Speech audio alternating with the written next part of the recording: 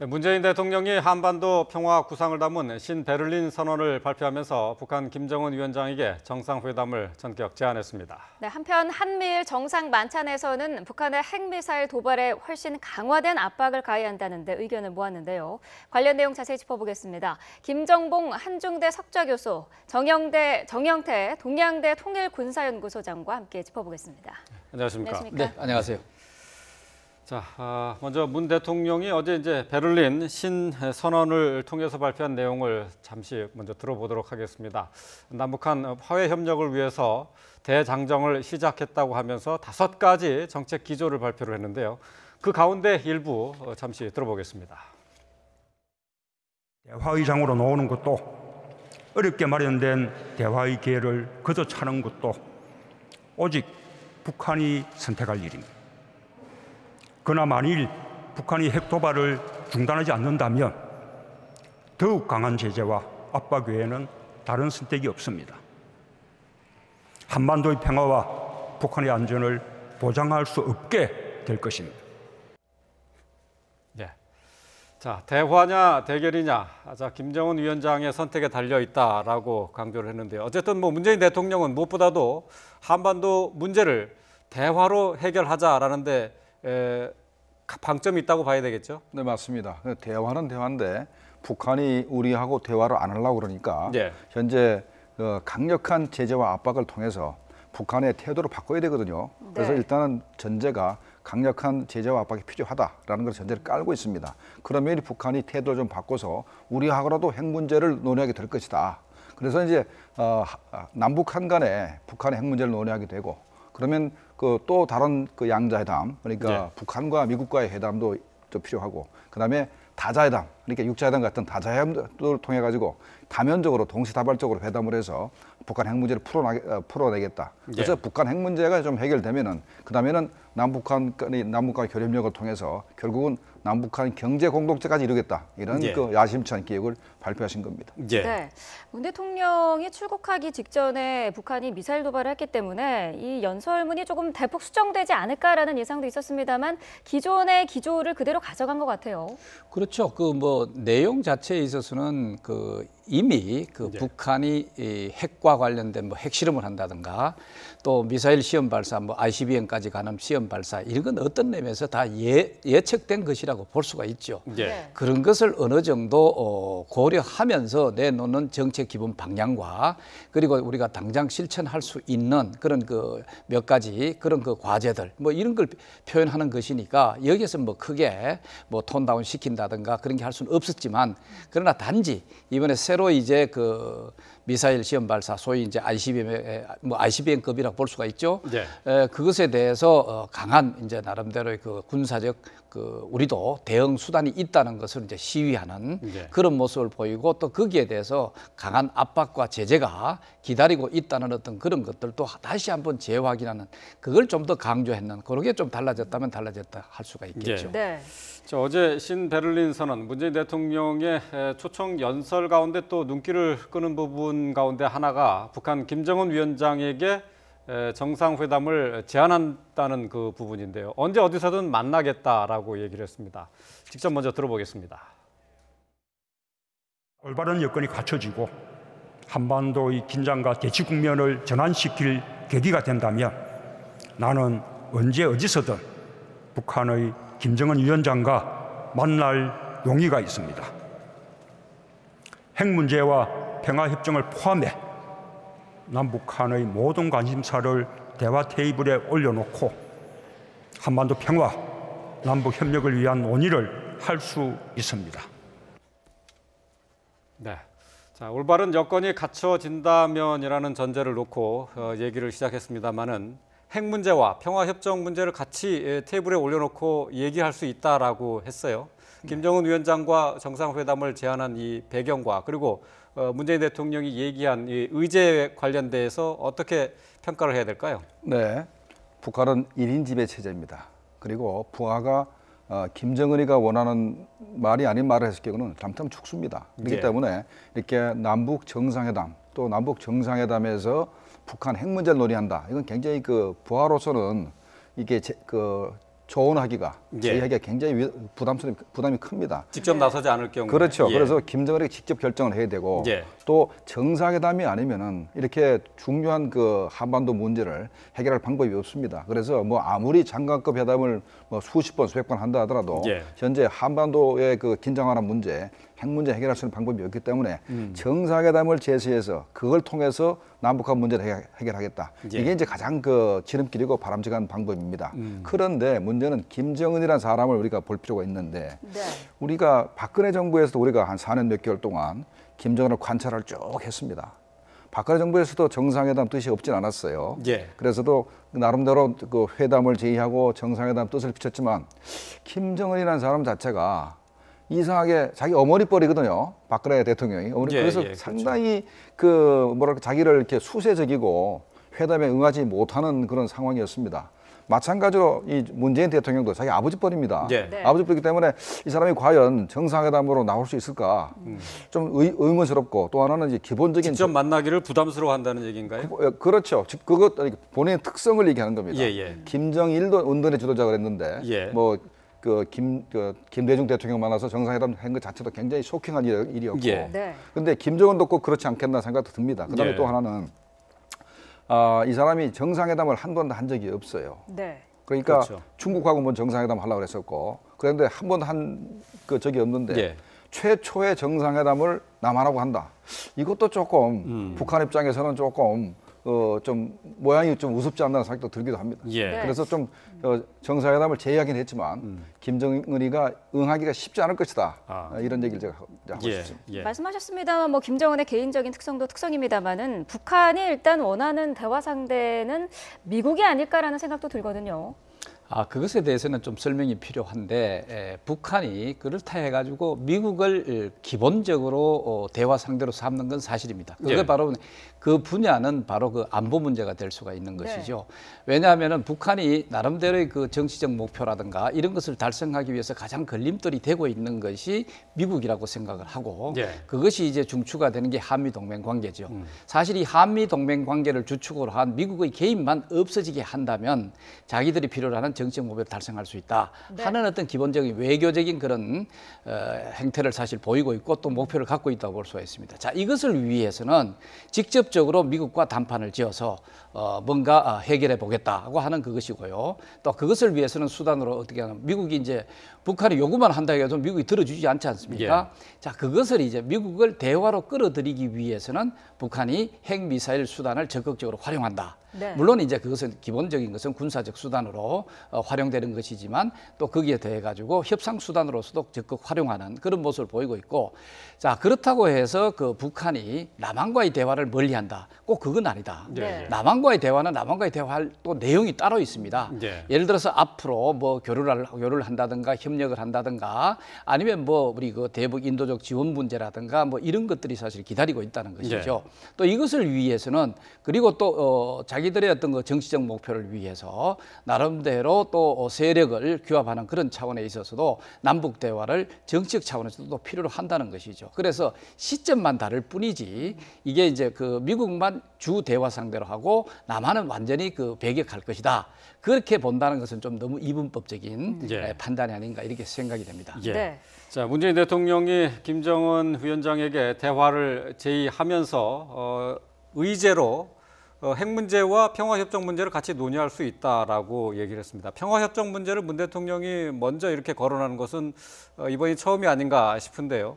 이 주장에 대해서는 글쎄 이제 중국이 여태까지 얘기했었던 쌍궤 병행, 그러니까 핵 비핵화 문제와 평화협정 문제를 같이 논의하자라는 것과 같은 맥의 주장이 아닌가 싶은데요. 맞습니다.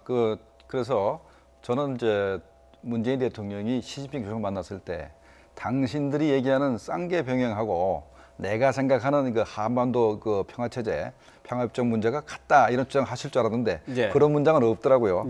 사실 어떻게 보면 거의 뭐 같은 그 주장인데 현재 한반도 평화체제, 평화협정 문제는 2007년도 10월 4일 날 14 공동선언이 있었습니다. 그때 명문화된 것이 3자 또는 4자가 평화협정에 서명한다는 얘기가 있었기 때문에 문재인 대통령이 요번에 그 베를린 구상을 말씀하신 다음에 새로운 것은 하나도 없다라고 말씀하신 분에 주목할 필요가 있습니다. 예, 예. 이번에 내가 평화협정 체제를 주장했지만 이것 자체도 벌써 14공동선에 있는 것이다. 예, 그것만 이행하면 된다는 얘기거든요. 그래서 네. 이제 북한이 현재 체제를 보호하기 위해서 핵무장을 하고 있는데 우리가 당신들 체제를 붕괴시키지도 않을 것이고 또 인위적 통일도 하지 않을 것이고 예. 흡수 통일을 이제 거부한다 이런 말씀을 하셨고 그렇죠. 그래서 이제 그걸 당신들 체제를 보호하는 방법 중에 하나로서 평화 협정을 체결하자 예. 이런 얘기를 이제 하신 겁니다. 네.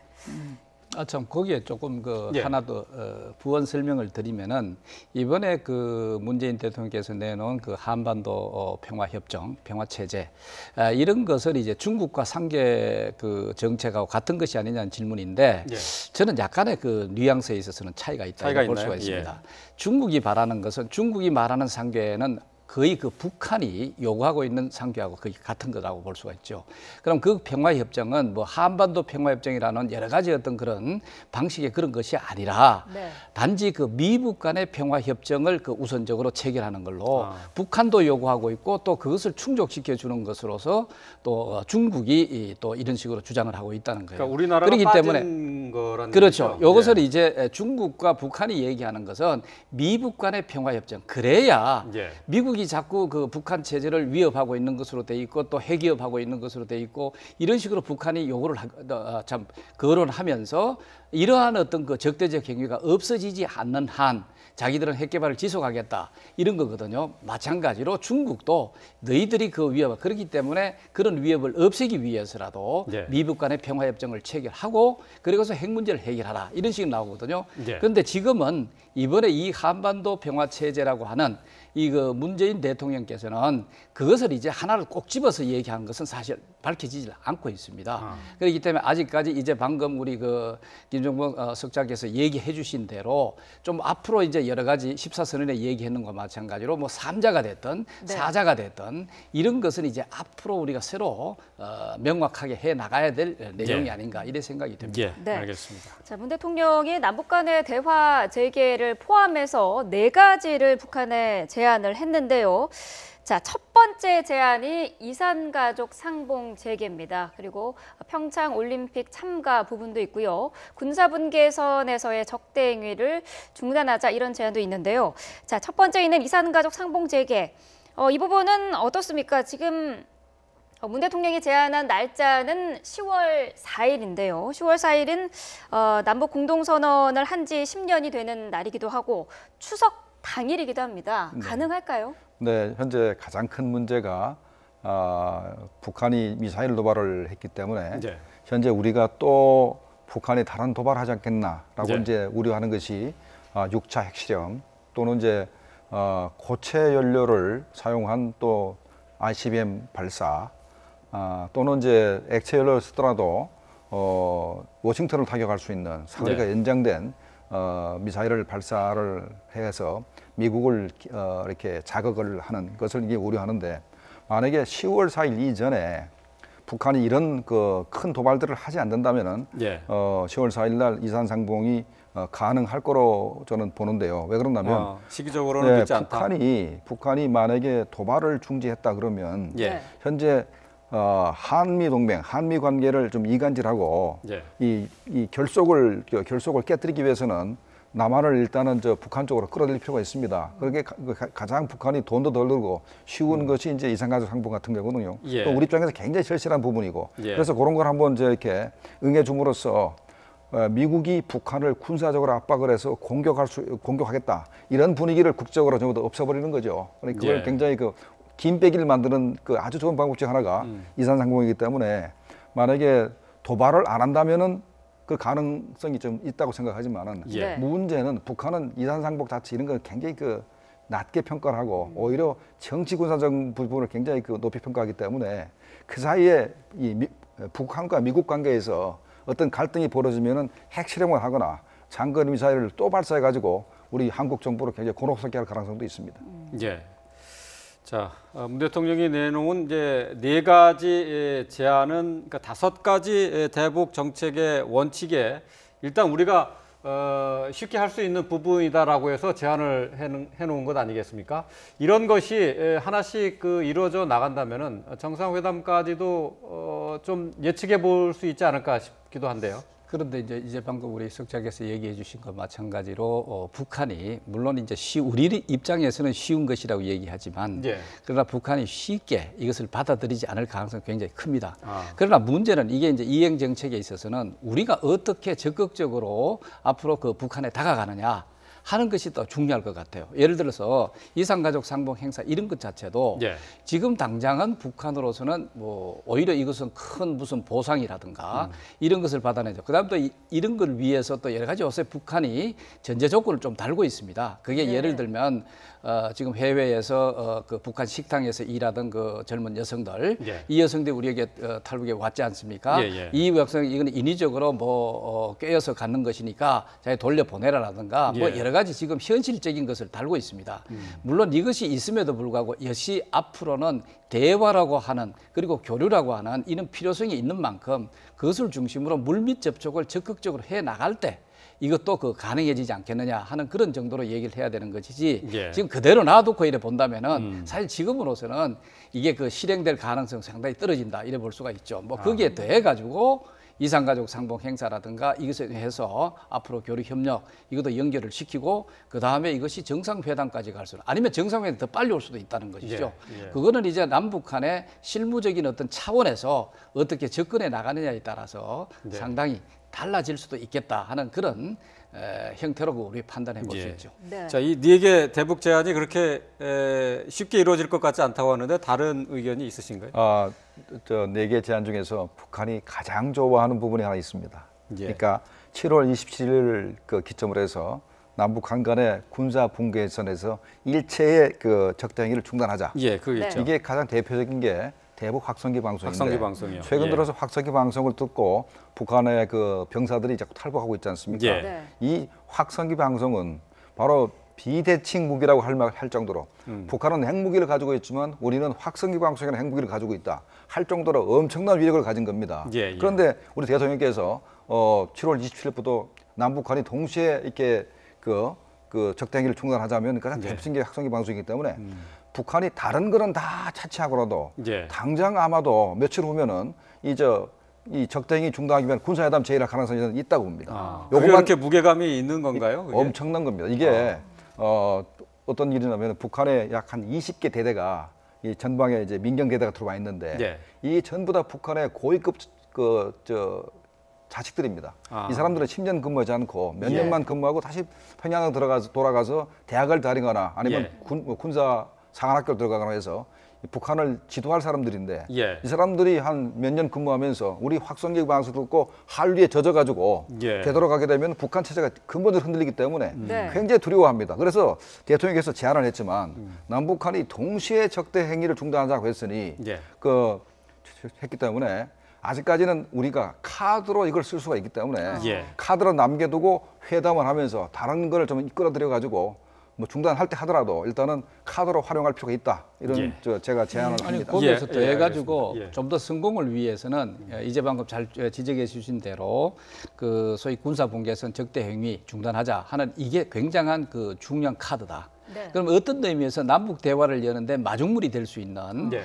그런 그 요소이기도 합니다. 그렇다면은 이것을 또 매개로 해가지고 남북 이산가족 상봉 행사 뭐 어떤 그 인도적 어떤 그 지원 문제라든가 이런 문제를 하나씩 풀어나갈 수 있는 그런 여지는 있다는 것이죠. 그렇기 예. 때문에 우리 정부가 어떻게 물밑 접촉을 하든가 효율적으로 접근해 나감으로써 사실 지금은 사실 어렵더라도 이것을 예. 이제 실타를 풀어나갈 수 있는 계기는 될 수 있다 이래 볼 수가 있죠. 예, 알겠습니다. 예.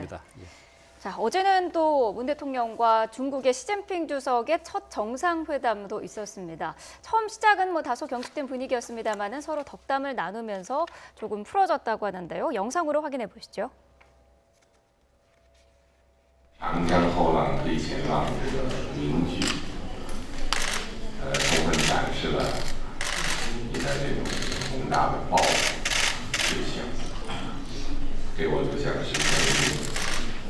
이 국경주의 상하이 살기 사가 우리 세월호 선거를 무사히 인정시키는 그런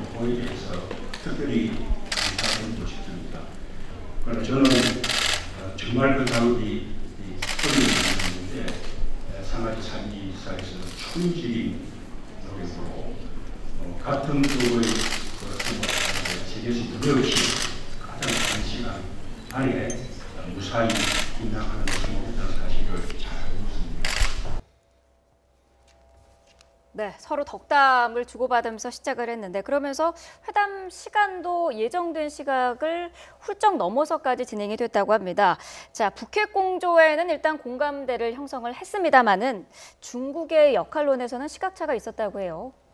뭐 그렇죠. 뭐 중국은 지금으로서 그 북한한테 영향력을 미치는 것은 거의 올 때까지 왔다 하고 하는 그런 내용을 충분히 얘기했을 것 같고 네. 또 그 중에서도 아마도 시간을 끌게 만드는 내용이 바로 사드 문제일 것 같아요. 네. 그 사드 문제 자체는 사실 우리 그 정부로서도 지금 그 한미 간에 이미 그 나름대로 그 약속을 했고 또 예. 그때 실전 배치해 나가는 준비 과정을 거치고 단지 남아 있는 것이 우리가 절차적으로 문제가 있다고 해서 환경 영향 평가 네. 이런 거라든가 이런 것이 이제 기다리고 있다는 정도의 우리는 설명을 했을 테고 저쪽에서는 중국 측에서는 절대로 안 된다. 그것은 자기들의 안보를 직접적으로 해치는 것인 만큼 자기들은 용인할 수 없다고 하는 데서는 굉장히 평행선을 그었을 것 같고 예, 그 예. 이외에서는 그러나 북한의 핵 문제라든가 미사일 문제 같은 것은 어떤 면에서 시각을 같이 하면서 뭐 그 나름대로의 그 동조 혹은 그 공조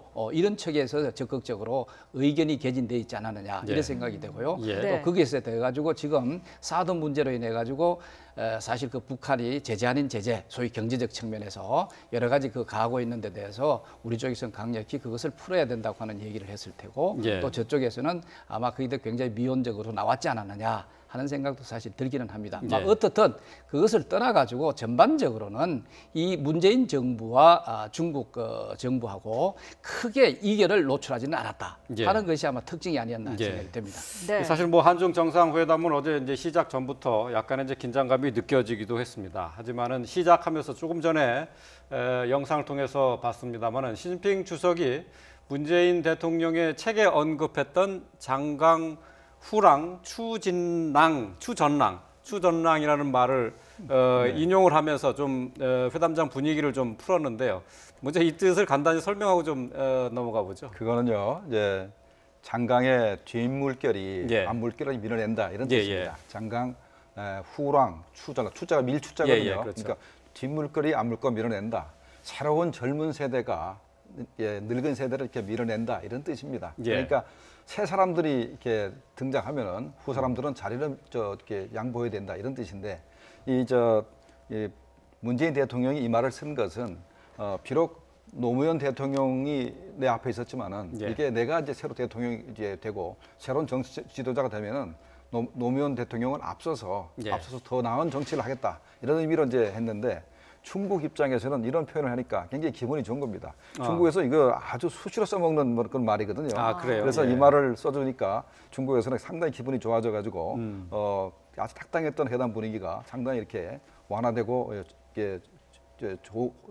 우호적인 분위기로 바뀌었다 하는 얘기가 있습니다. 예. 네. 어쨌든 뭐 이 그 명구를 인용한 것은 이제 새로운 시대다. 그러니까 이제 새롭게 또 북핵 문제를 풀어보자라는 얘기로 서로 이제 이해를 할 수 있을 것 같은데요. 하지만은 북핵 해법에 있어서 중국이 글쎄요, 얼마만큼 우리 한국의 입장을 지지할지는 모르겠습니다만은 문재인 대통령은 어쨌든 앞으로 중국이 북핵 해결에 보다 더 많은 기여를 해달라라고 얘기를 했습니다만은 시진핑 중국 국가주석은 북핵은 이게 지금 중국이 관여할 문제가 아니라 북미 문제이다. 그러니 미국이 책임이 있다. 함께 노력하자 이렇게 얘기를 했어요. 그러니까 중국의 지금 직접적인 개입 그리고 또 본격적인 개입을 하지 않고 있다는 비판에 대해서 우회적으로 불만을 표시한 게 아닌가 싶은데요. 맞습니다. 아주 정확한 지적이십니다.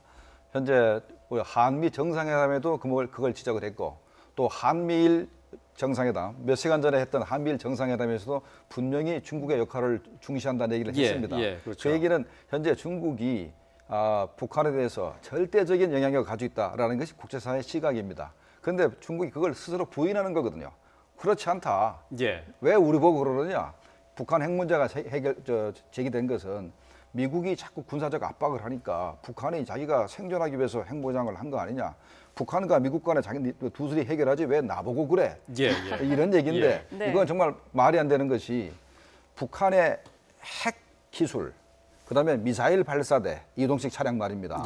이게 전부 다 처음에 시작이 전부 다 중국에 시작됐고 미사일 발사대는 이거는 뭐 최근까지 저 단동이나 그 옆에 동항이라고 있습니다.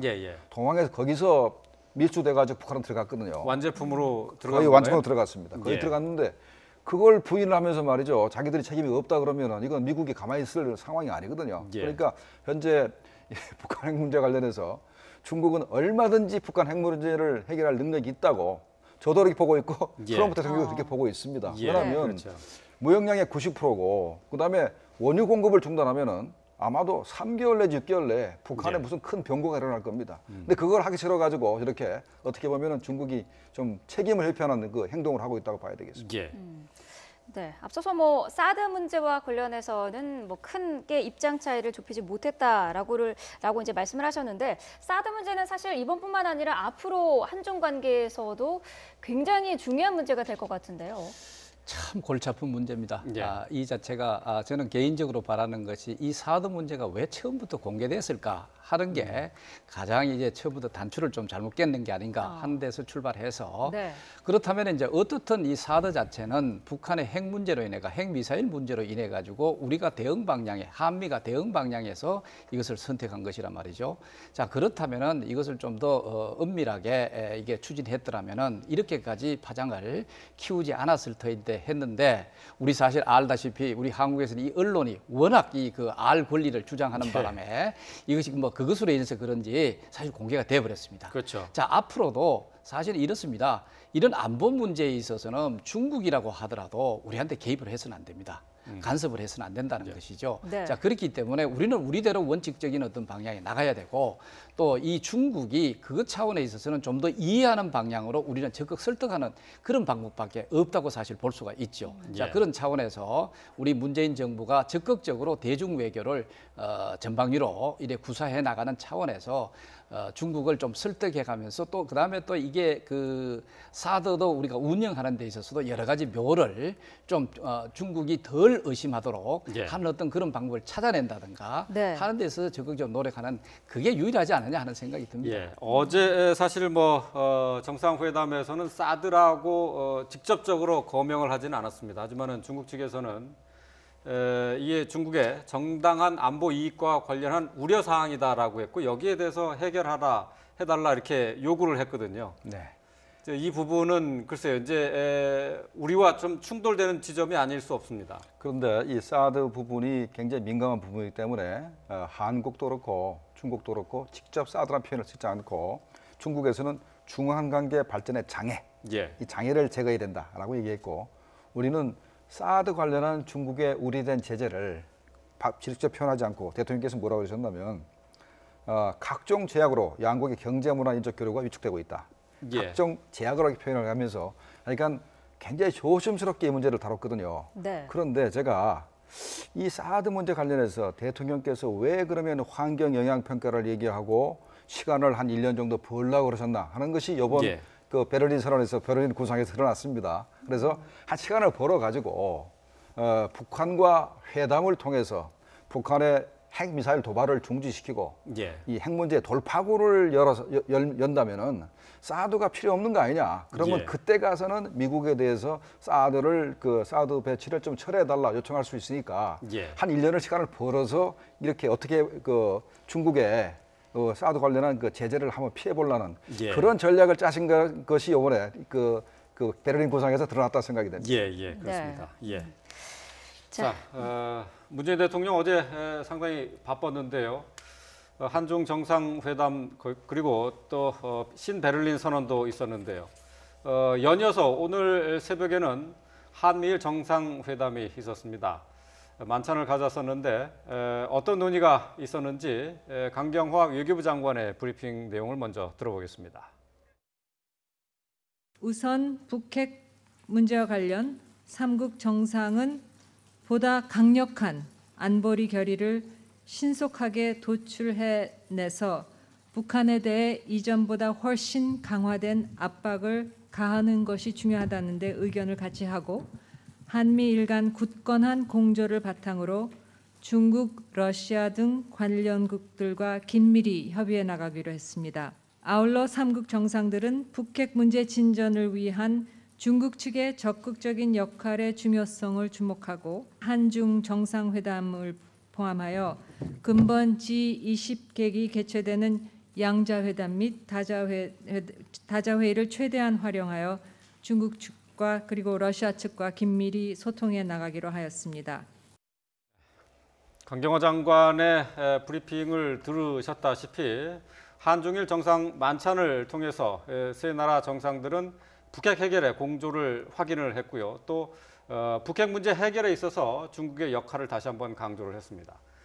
중국이 아무래도 핵심적인 키를 쥐고 있다라고 하는 것이 한중일 정상의 공통된 인식인데요. 자, 오늘 이 같은 언급은 어떤 의미를 갖는다고 봅니까? 예, 뭐 지속적으로 중국이 북한 핵 문제를 해결하는 데 있어서 그 중추적 역할을 좀 해달라. 예. 중추적 역할 수준에 있어서는 뭐 적극적으로 북한을 압박을 할 수 있는 그 영향력을 발휘를 해서 북한이 결국은 대화로 나오고 협상을 통해서 평화적으로 해결할 수 있게끔 예. 이것을 통해서 궁극적으로는 뭐 핵 폐기라든가 이런까지 목적을 달성할 수 있게끔 하는데 초점을 뒀다고 볼 수가 사실 있죠. 그럼에도 불구하고 잘 아시다시피 그 중국의 입장은 거의 그 북한의 입장과 같이 이래 그 나타내는 게 있어서 사실 우려가 됩니다. 예. 왜 그러냐면은 어떤 의미에서 그 북한이 한반도에 있어서 동북아에 있어서 그 미국의 어떤 군대 미국의 군사 이것이 좀 빠져나가도록 하는 어떤 그것이 중국의 그 안보에게 도움이 되거든요. 네. 또 주한미군 마찬가지로 철수요. 그렇죠. 예. 그러면 주한미군 철수하고 관계되는 것이죠. 예. 북한은 북한대로 이것을 이제 그 목표를 하고 있지 않습니까? 그러면 어떤 의미에서 그 북한이 중국 대신 미국을 이 한반도에서나 아니면 동북아에서 그 군사적으로 멀리하게 하는 어떤 의미에서 그런 그 역할을 하는 그걸 오히려 부추기는 그런 측면도 사실 있다는 것이죠. 예. 이런 것을 우리가 잘 고려하면서 적극적으로 중국을 뭐 압박을 하든지 여러 가지 압력을 행사를 통해 가지고 오히려 역으로 다시 중국이 자기들이 그 압박을 통해서 북한을 변화시키지 않으면 안 된다고 하는 예. 그런 환경을 조성하는 게 사실 필요하다 이렇게 볼 수가 있죠. 예. 네, 중국에 대한 압박도 하면서 한미일 정상이 이전보다 훨씬 강화된 압박을 가하는 게 중요하다라는 부분의 의견을 모았는데 이 삼국이 할 수 있는 이전보다 훨씬 강력한 압박 어떤 게 있을까요? 네, 이 압박을 뭐 아직도 할 게 굉장히 많이 있습니다. 그 니키 헤일리 주 유엔 미국 대사가 안보리 긴급 회의에서 한 얘기를 보면 정말 엄청난 얘기들이 많이 나왔습니다. 예. 네. 처음에 미국은 강력한 군사력을 가지고 있다. 예. 현재는 뭐 쓰고 싶지 않지만 필요하다면 쓸 수도 있다. 이런 얘기를 하면서 요건 아마도 중국과 러시아를 압박하기 위한 하나의 그 수단으로 이제 던져놓고 예. 그 다음에 한 얘기들이 아주 무서운 얘기들이 많이 있습니다. 북한과 무역을 하면서 미국과 무역을 하길 바라지 말라. 무역 제재를 하겠다는 거거든요. 네. 예. 가장 큰 예. 타겟이 이제 중국이고 그다음에는 러시아입니다. 예. 러시아고. 세컨더리 보이콧과 관련돼 있는 거죠? 이제 일단은 미국 입장에서는 예. 세컨더리 보이콧이 아니고 유엔 제재 결연에 넣고 싶은 겁니다. 결의 안에. 예, 결연에 넣고 싶어서 얘기를 했는데 예. 일단 던져놓은 상태고 예, 예. 현재는 뭐 중국과 러시아가 반대하는 바람에 결연 채택은 안 되고 있는 상태죠. 네. 그다음에 성명 발표도 이제 안 되고 있는 상태인데 어찌됐든 간에 무서운 말을 했는데 또 무서운 것이 해상과 공중의 그 제한을 얘기했습니다. 이것은 공중이야 북한이 이쪽으로 나올 게 별로 없습니다만은 공중은 저쪽에 고려 행사를 이제 중국에 움직이지 못하게 예. 하는 게 하나 있고 예. 또 하나는 해상 봉쇄의 가능성이 있는 겁니다. 예. 해상 봉쇄를 해서 현재 북한은 대한민국 때문에 양쪽이 나눠져 있습니다. 나눠져 있기 때문에 동해와 서해는 남한이 돌지 않으면 가지를 못하는데 예. 만약에 봉쇄하게 되면 북한은 굉장히 힘들어지거든요. 그런 걸 한다든가. 예. 그다음에 언론에 바로 공개됐는데 미국이 추가적으로 중국의 은행에 대해서 제재를 하겠다라는 얘기도 나왔습니다. 네. 금융 제재. 그다음에 이제 관광을 북한 관광한 사람은 미국에 들어올 수 없다는 한다든가 예. 그런 것도 할 수 있고 그다음에 고위급 관리가 여행하는 것 제한하겠다. 그러면 예. 앞으로 북한에 외무상이든 누구든지 간에 북한 밖으로 나가기 힘든 그런 상황이 벌어질 수 있기 때문에 네. 아직까지도 한미 삼국 간에 북한의 제재는 아직까지도 상당히 그 선택지가 많기 때문에 그런 문제를 더 이상 논의하겠다 이런 얘기로 이제 자, 군사적 옵션 외에도 지금 뭐 금융 제재를 비롯한 경제적 압박이라든가 여행 제한 같은 것도 역시 생각을 해볼 수 있는 제재 한 가지 방법이 될 수 있을 것 같습니다. 자, 문재인 대통령 오늘 아침, 오늘 새벽에 한중일 정상 만찬을 비롯해서 연일 바쁘게 대북 문제 해결을 위해서 뛰고 있는데요. 관련된 내용들을 함께 짚어봤습니다. 김정봉 한중대 석좌 교수, 정영태 동양대 통일군사연구소장과 함께 얘기 나눠봤습니다. 말씀 고맙습니다. 맞습니다. 네, 감사합니다.